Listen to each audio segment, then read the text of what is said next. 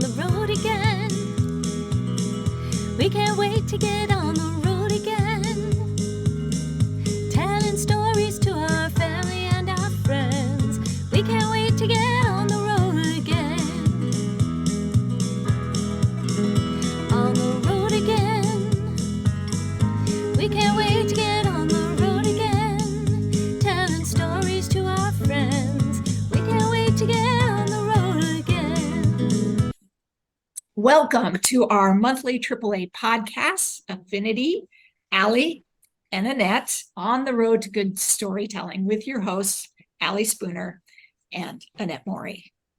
This month, we'll be talking about books with heart-wrenching drama. We feel very lucky to have author Ann Gardner with us today. After a 5-year wait, that's a long time, Ann's latest book, Breath of Scandal, will have everyone clamoring to purchase it.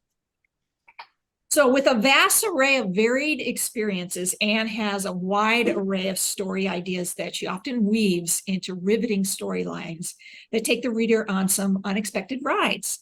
She has lived all over the world and is now permanently living on the East Coast of the United States, although she does like to travel. She has a love that fills her heart and children who fill her life. She works in the field of finance and, of course, is a published author. Her published works include Pour Amour, For the Love of a Woman, An Affair of Love, Till There Was You, Cold and Lonely, Lovely Work of Art, The Very Thought of You, Absolution, In the Silence of the Unspoken, Compensation, and her latest novel, which I'm very excited to hear a reading on, A Breath of Scandal. She enjoys sailing, horseback riding, art, traveling, reading, and writing. Her family, her friends, and her music fill her life in a world that is her own. So, without further ado, Anne, you're on. Take it away. All right, thank you so much, and I'm so glad to be here. I thought that I would read a little bit, a excerpt of my new book, and I hope you enjoy it.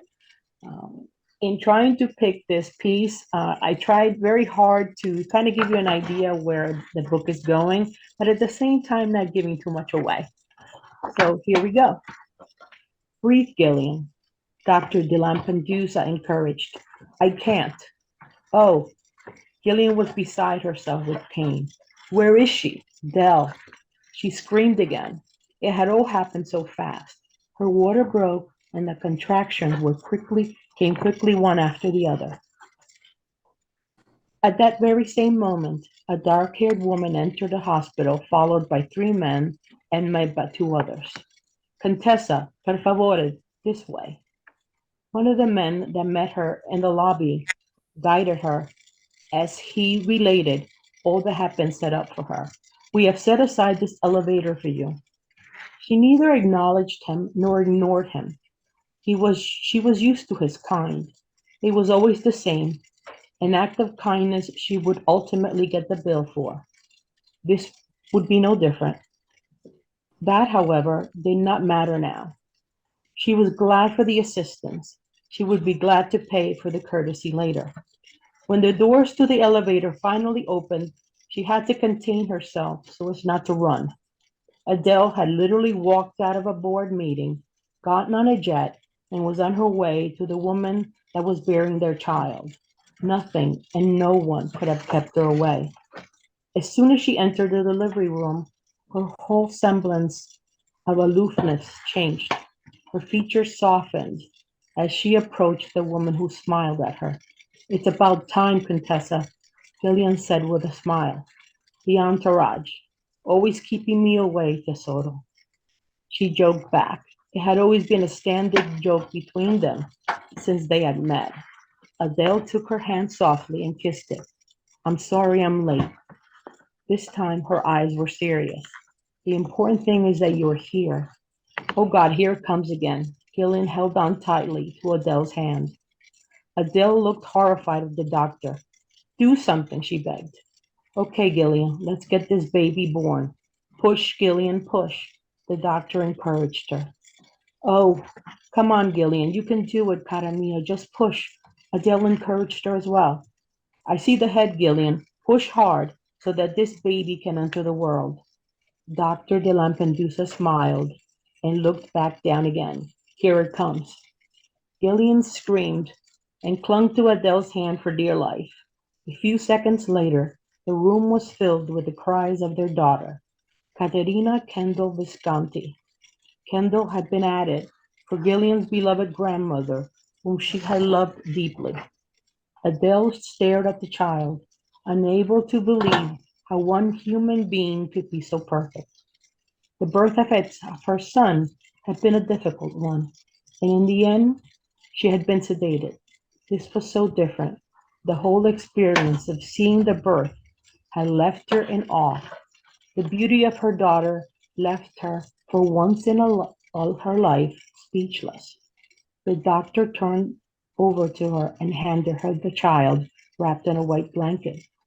Here is your daughter, Contessa. He smiled at Adele. She looked down at the little human she held in her arms, and her eyes filled with tears. Adele walked over to Gillian, handed her the baby, and locked eyes with the woman she obviously adored. Gillian held her baby as she smiled at her and cried at the same time. She counted the fingers and the toes and thought her to be the most beautiful little girl she had ever seen. Adele leaned down and kissed her temple tenderly. Gillian looked up at Adele. She's perfect. Yes, she is, cara mia. She's perfect. Adele smiled with adoration at the infant in Gillian's arms. She looks like you, Gillian said dreamily, and suddenly she began to look drowsy. She looks like us. Adele smiled and caressed her face. Gillian.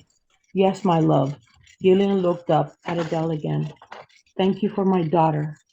I love you, Gillian, Adele said, not caring who heard her. At that moment, the outside world that she never exposed herself to just didn't exist. Gillian smiled, and all she felt were the lips on her own before she closed her eyes to a well-deserved sleep. Aw, that's a great reading. Wonderful.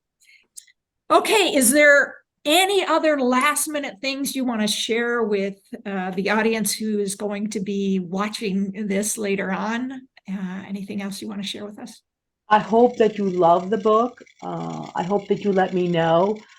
I want to thank the readers for always being there, for the ones that didn't give up on me when I was gone for 5 years. I hope that these new characters are something that you enjoy. I hope that I give you more angst and more insanity. but I want to thank the readers. I really do for always being there and the kind words. I always love that. I always like to hear back. And sometimes, they don't like it, and that's okay, because I'll take the time and I'll talk to you back and forth until you say, okay, well, maybe it's possible. I still don't like it, but I get where you're coming from. But yes, always and forever, I want to thank the readers for sure. Yes. Allie, anything last things you want to share? Nope. If I can just do a